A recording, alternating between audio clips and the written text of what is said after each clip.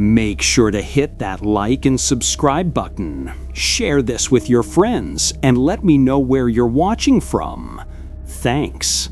Now let's get into it. It was Halloween season last year, around mid-October, and my friends and I were bored out of our minds. We were all in our early 20s, living in this small town in upstate New York where nothing exciting ever happens. There's me, Alex, my buddy from high school, Robert, who's always the one coming up with dumb ideas, Amber, his girlfriend, who tags along for the laughs, and Anthony, the quiet one, who drives us everywhere in his beat-up Ford pickup. One night, we're hanging out at Robert's place, drinking soda and scrolling through our phones. Robert starts talking about this pumpkin patch on the outskirts of town, owned by some old farmer named Mr. Harlan. It's one of those places where families go during the day to pick pumpkins, take pictures, and buy cider. Robert says, "What if we sneak in at night and smash a bunch of them, just for fun, like a prank? No one's gonna care about a few busted pumpkins." We all laughed at first, thinking it was stupid, but the more we talked, the more it sounded like a harmless adventure. We'd done pranks before, TPing houses, egging cars, but this felt a bit edgier. Amber was hesitant, saying, "What if we get caught? That farmer's probably got a shotgun or something." But Robert convinced her it was no big deal. "It's just pumpkins. We'll be in and out." Anthony shrugged and said he'd drive. I went along because, honestly, I didn't have anything better to do. We planned it for the next evening, right around dusk when the patch would be closing up. Anthony picked us up around 7 p.m. and we drove out to the patch. It's off a rural road, surrounded by cornfields and woods, with a big wooden sign that says Harlan's Pumpkin Farm, open daily 9 to 6. We parked a little way down the road in a pull-off spot so no one would see the truck. The sun was setting, turning everything orange and shadowy. We grabbed some flashlights from the glove compartment, nothing fancy, just our phone lights mostly, and snuck through the trees toward the patch. As we got closer, we could see the field stretched out, rows and rows of pumpkins in all sizes, some as big as beach balls. There were hay bales stacked up, a few tractors parked near a barn, and cheap Halloween decorations like plastic ghosts hanging from posts. But the place wasn't empty. We spotted the farmer, Mr. Harlan, walking around with a wheelbarrow, picking up stray vines or something. He was an older guy, maybe in his 60s, wearing overalls and a flannel shirt with a gray beard and a limp from what looked like an old injury. "Shit," Robert said. "He's still here. Let's hide and wait him out." We ducked behind a line of trees at the edge of the property, crouching low in the dirt. It was getting colder, and the wind rustled the leaves, making everything feel a bit creepy.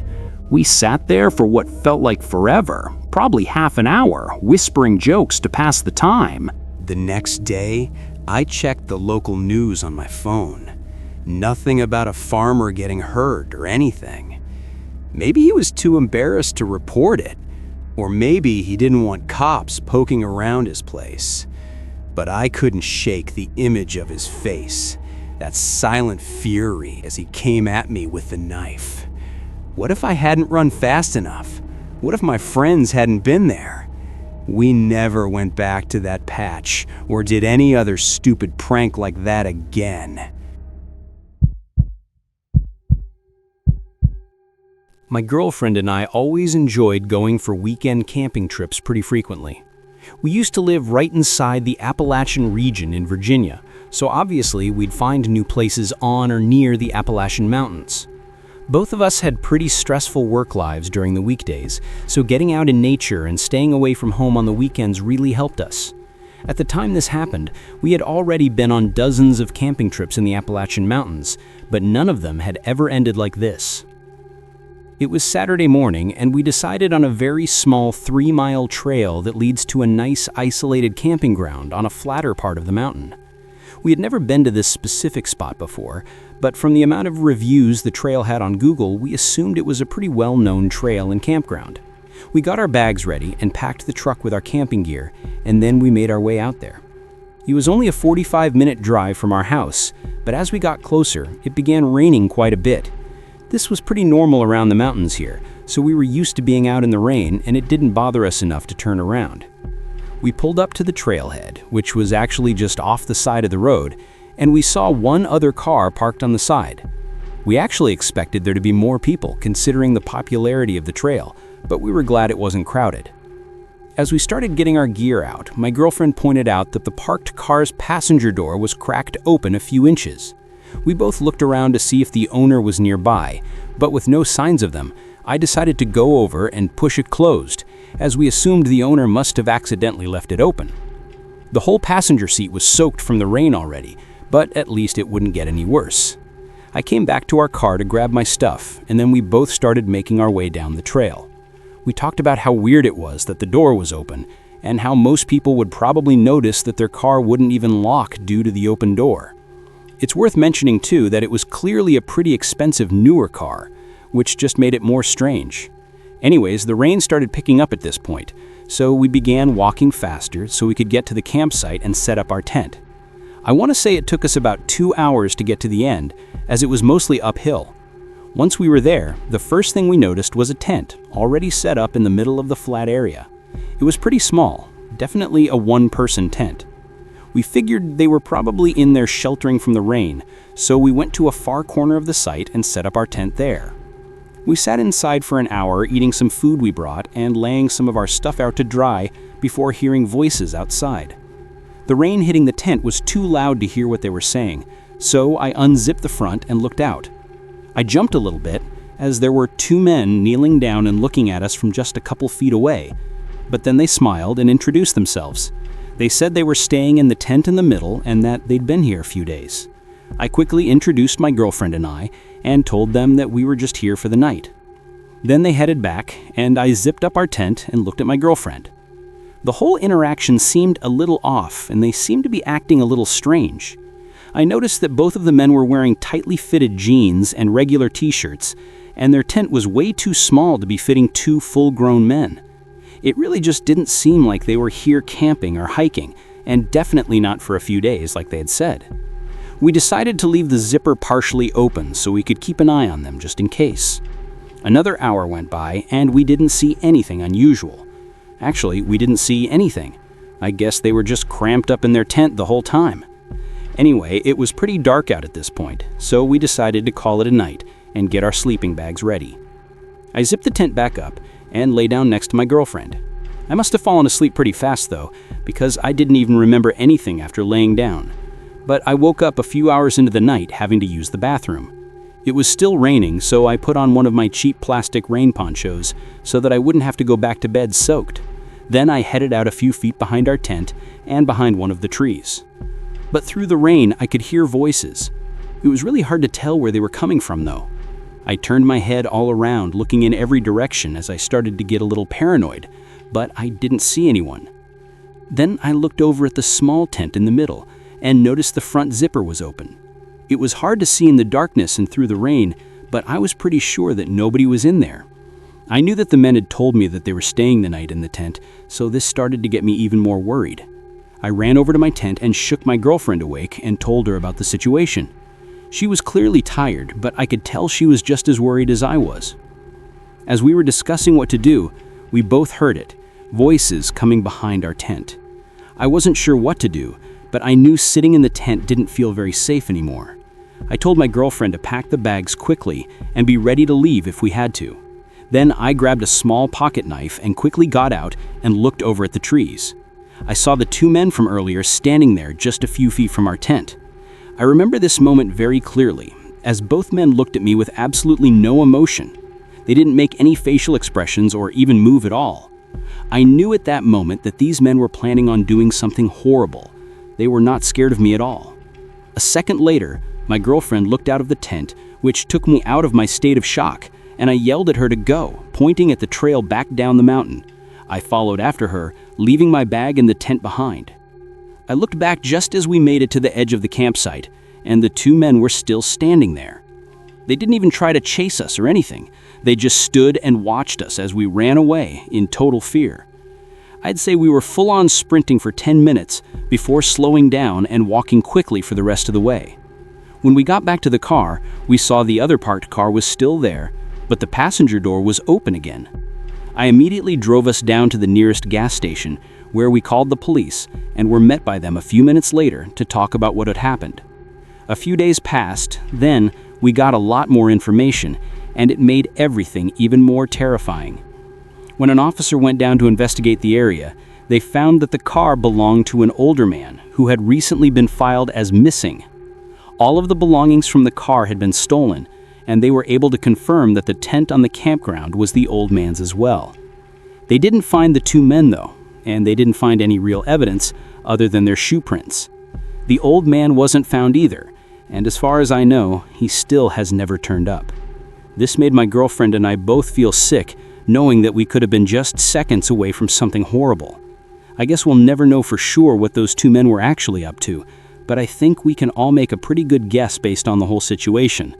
But what I do know is that the image of those two men standing in front of me still haunts my memories to this day.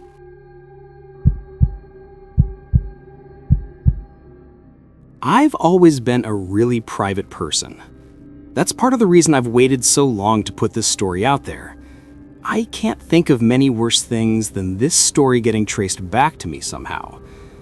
But I was recently thinking about how it would be a shame to leave this earth without circulating it. So here it goes. I just want people to know that I'm really stepping out of my comfort zone doing this. About 10 years ago, I was on a solo road trip from West Patterson, New Jersey to Fort Worth, Texas. I was on the way to visit my parents, whom I hadn't seen in a while. I'd moved out of Fort Worth years earlier and hadn't been back much since, so this trip felt overdue. Somewhere in the middle of nowhere, maybe Arkansas or the edge of Oklahoma, I can't really remember exactly, my car started acting up. I tried to ignore it for a while, but eventually I had no choice but to pull over. There wasn't much around, just trees, open field, and a long, empty road behind me. I popped the hood and started poking around, pretending I knew what I was doing. I didn't. I was just sort of killing time, but I didn't want to admit that I was basically helpless. I figured I'd poke around for a bit, and once that failed, I'd call AAA. I didn't actually have AAA, so I was really pissed because I knew they'd charge me an arm and a leg. A few minutes later, though, I heard a car pulling up behind me. It was a nondescript white pickup truck. I remember noting to myself that it didn't have a front plate, or at least not one I could see. The driver's door opened and a man stepped out. If I had to guess, I'd say he was in his mid-30s, maybe a little older, but worn down in a way that made him seem older than he probably was. He had curly hair and a long, uneven beard that looked like it hadn't been trimmed in years. He seemed like the kind of guy you could tell worked with his hands a lot, if that makes any sense.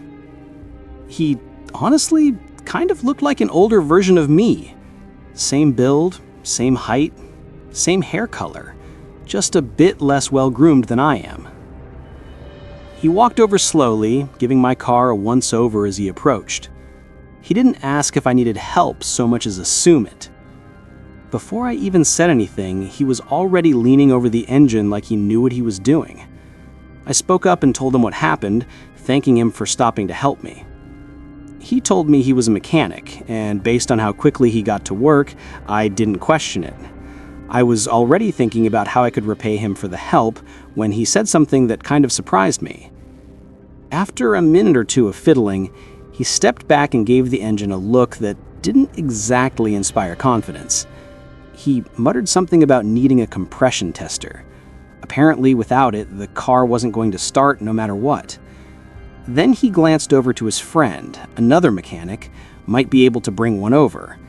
I honestly had no idea what the part even was that he was talking about, but he seemed genuine, so I believed him. I thanked him again, and he pulled out his phone, presumably to call his buddy. He froze up for a few seconds while looking at his phone screen, and then put his phone back in his pocket, saying it was dead. He then asked if he could borrow mine to make the call. I didn't even think twice about it. I pulled my phone out of my pocket and handed it to him without a second thought. He took it with one hand, and then almost in the same motion, he reached into his jacket with the other and pulled out a gun. I instantly knew what was about to happen. He didn't say much, just told me to sit down on the shoulder and not try anything stupid. His voice didn't shake. He'd clearly done something like this before, or at least thought about it enough for it to seem practiced. I did what he said. The whole thing felt strangely calm, like we were both just going through something totally normal. He rifled through my pockets and took my wallet, my backpack from the passenger seat, and even had me show him the password to my phone. Then he drove off. That was that. I had literally just been robbed on the side of the road. I know I'm speaking about it calmly now, but you best believe I was livid at the time. I don't think even now I've ever been more angry in my life. Unfortunately, there's more to this story. Much more. I'm not going to get into too much detail, but someone eventually did stop and help me. After getting my car started, they were even nice enough to give me directions all the way to my parents' house so I could do it without my phone. I made it to Fort Worth later that night, and given the circumstances, my visit with my parents was actually really nice. The next few weeks were a blur of canceling cards, replacing IDs, updating passwords, and basically recovering everything I'd lost. It was annoying and time-consuming, but I eventually squared away as much as I possibly could, and I got on with my life. Fast forward like 6 months. That's when things started to hit the fan. One day, I got a letter in the mail from some bank I didn't recognize. It was addressed to me, thanking me for opening a new line of credit. I figured it was a scam at first, or just some kind of junk mail, but then another one came. This time from Best Buy, about a card I'd supposedly opened and already racked up over $1,000 on. The charges were all from a random town in Tennessee. At first, I was more confused than anything, but that's when it hit me. I had forgotten until that exact moment that my Social Security card was likely in my wallet when I had gotten robbed. And now the guy who had robbed me had everything he needed to become me. The next month of my life was a living hell. My credit report was a mess. Hard inquiries, new cards, balances I didn't spend. It felt like every day there was something new. If any of you have dealt with identity theft, you know how hopeless it can seem. I filed a report with the FTC, placed a fraud alert on all 3 credit bureaus, and even froze my credit. I went to the police and gave them everything I had, but without a name or a license plate, they apparently couldn't do a thing. I filed a formal report anyway, just to have a paper trail. I even called the local police departments in each of the towns where fraud had occurred. I followed every step you're supposed to follow, but somehow it wasn't enough. Things kept escalating. Whoever was stealing my identity was being extremely cautious about it. A few weeks later, I got a call from my health insurance provider. Someone had received emergency care under my name at a hospital in Georgia. It wasn't just a billing issue. Now there were records in my file that didn't belong to me. Stuff that could actually screw me over if I ever landed in the hospital and couldn't speak for myself. I obviously reported everything to the police again, but that was the last straw for me. I decided to take matters into my own hands. From then on, I transformed my whole lifestyle and spent every ounce of my free time trying to track down the perpetrator myself. I set up Google alerts for my name in any recent cities tied to the fraud. I checked my credit report constantly. I scanned forums and dug through social media. I did everything I could think of. One night, on a whim, I decided to start checking Craigslist. I focused on cities tied to the fraud, places where charges had shown up from or mail had come from. After looking around for a while, something caught my eye. It was a posting from Jackson, Tennessee. The listing was for a bunch of used power tools and some other miscellaneous items. I wasn't sure why it stood out to me so much, but the longer I looked, the more familiar it seemed. And then it clicked. Everything listed matched up perfectly with some of the things that had been charged to that Best Buy card. I sat there for a while, unsure what to do. Eventually, I responded to the listing saying that I was interested in a couple of the items and asked if they were still available. I debated trying to attach a tracker link or something clever, but I didn't want to spook whoever it was. If it was him and he got even a hint that someone was on to him, he'd vanish. So I kept it simple. To my surprise, it didn't seem like the guy was on to me at all. After exchanging some emails over the next few days, he gave me a time and a public place to meet, and he told me to bring cash. The meeting was supposed to be the next day. I debated trying driving all the way to Tennessee myself, but I couldn't bring myself to. There's no telling what I would have done to that guy if I had seen him in person a second time. So instead, I called the local police department in Jackson to see if they remembered my case. They did, and I basically pleaded with them to help me out. I gave them everything I had and damn near prayed. By some miracle, they told me the details lined up just well enough for it to be worthwhile. They said they'd at least talk to him and see if there was any information they could get out of him. The next day, after a little back and forth, I got the guy to tell me he was driving a red pickup truck. I communicated that with the police and waited. After legitimately several hours, they called me. When they told me what had happened, I wanted to drop on my knees. I swear on my life. The officer told me that as soon as the guy spotted the patrol cars near the meetup spot, he immediately sped out of the lot. He didn't even try to play it cool. That alone was enough to raise red flags, so they followed him. Not long after, the guy ended up losing control of his truck and crashing into a ditch.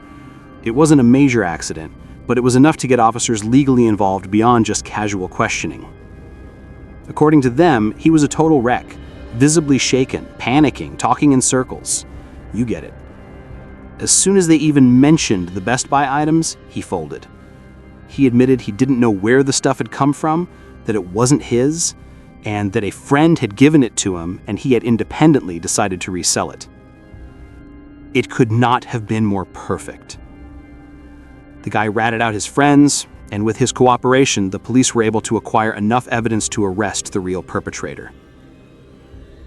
I've never felt more relief in my life. Like I said earlier, I'm not trying to have this traced back to me, so I'm going to keep things vague from here on out. I will say this much. The guy who robbed me wasn't acting alone. Turns out there were 3 of them total. The craziest part is that I wasn't the only victim. From what I was told, they had been targeting travelers and isolated drivers up and down a few different interstate corridors, mostly in the south. Eventually, all 3 of them were caught, charged, and put in jail. I'm not going to say much more than that, but I will say this: justice was served.